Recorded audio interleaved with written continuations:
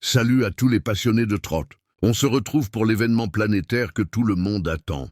Le Prix d'Amérique 2026, une édition plus ouverte que jamais où chaque détail va compter. C'est la première partie de notre analyse complète. Alors, avant de commencer, n'oubliez pas de vous abonner à la chaîne pour ne rien manquer de nos pronostics et de la suite de cette étude. Les bases, les piliers du quintet. On commence fort avec nos deux bases pour ce dimanche. D'abord, le numéro 11, Josh Power. Impérial dès la première qualificative, il a bénéficié d'une préparation sur mesure. S'il trace la même ligne droite que dans le Prix de Bourgogne, il peut offrir un second titre à Sébastien Ernaud. Ensuite, le numéro 10, Frank Gio. Avec son rush final hors du commun, il va adorer le rythme effréné annoncé.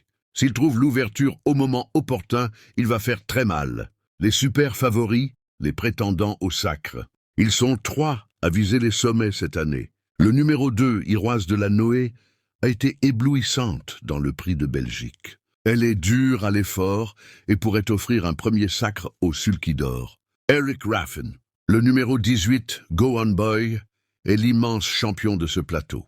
Malgré ses 10 ans, il reste capable de gagner s'il a bien récupéré de ses récents ennuis de santé. Et enfin, le numéro 6, Epic Chronos. Vainqueur du prix Ténor de Beaune, il est en pleine force de l'âge et possède une dureté qui force le respect. Les outsiders, les candidatures sérieuses. Pour pimenter vos jeux, 3 noms se détachent.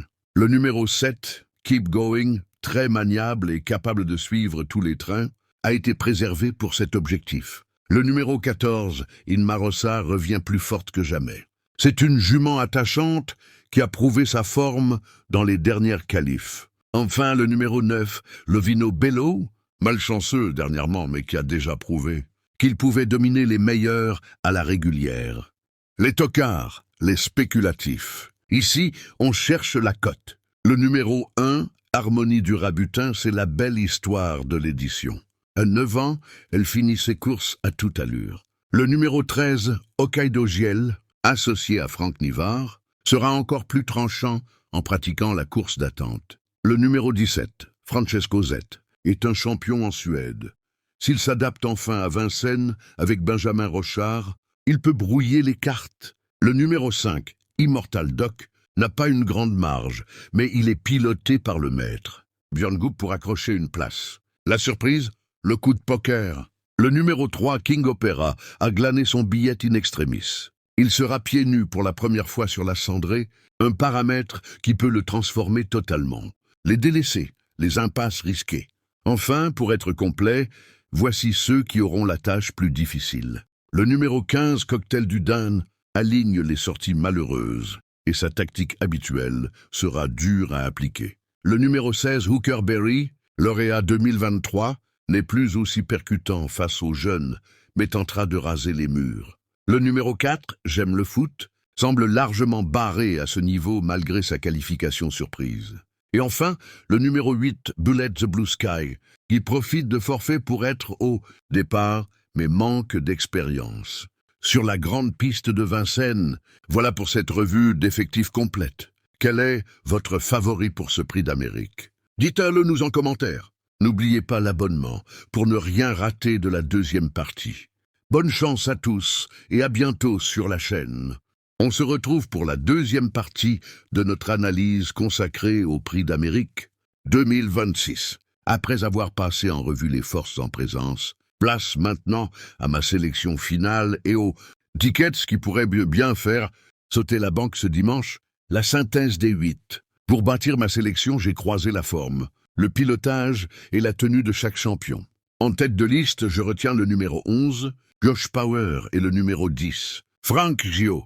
Ce sont mes 2 points d'appui. Ensuite, pour la gagne, attention à le numéro 2, Iroise de la Noé, qui est une jument extrêmement dure, et à le numéro 18, Go On Boy, qui reste la grande classe du lot. Pour compléter la sélection, je fais confiance à le numéro 6, Epic Chronos, le numéro 7, Keep Going, le numéro 14, Inmarosa, et enfin le numéro 9, Lovino Bello, qui peut se racheter de ses derniers malheurs. Les tickets type. Passons aux choses sérieuses avec les tickets recommandés. En couplet. On mise sur la jeunesse avec le numéro 11 et le numéro 10 en base solide. En trio, un ticket combiné avec le numéro 11, le numéro 10 et le numéro 2. En quartet, on ajoute de l'expérience avec le numéro 11, le numéro 10, le numéro 2 et le numéro 18. Le quintet. Ma combinaison préférée pour ce dimanche est le numéro 11, le numéro 10, le numéro 2, le numéro 18 et le numéro 6. Les amis, avant de valider vos jeux, rappelez-vous que les courses hippiques restent un domaine d'incertitude. Le jeu d'argent comporte des risques sérieux comme l'endettement, l'isolement ou la dépendance. Ne jouez que l'argent que vous pouvez vous permettre de perdre et faites en sorte que cela reste un plaisir. Protégez-vous et protégez vos proches. C'est la fin de cette analyse complète. J'espère que ces conseils vous aideront à faire vos papiers pour ce dimanche de légende. Si ce n'est pas encore fait, abonnez-vous à la chaîne, lâchez un petit pouce bleu et dites-moi en commentaire quel est votre pronostic pour le podium. Bonne chance à tous et rendez-vous au poteau.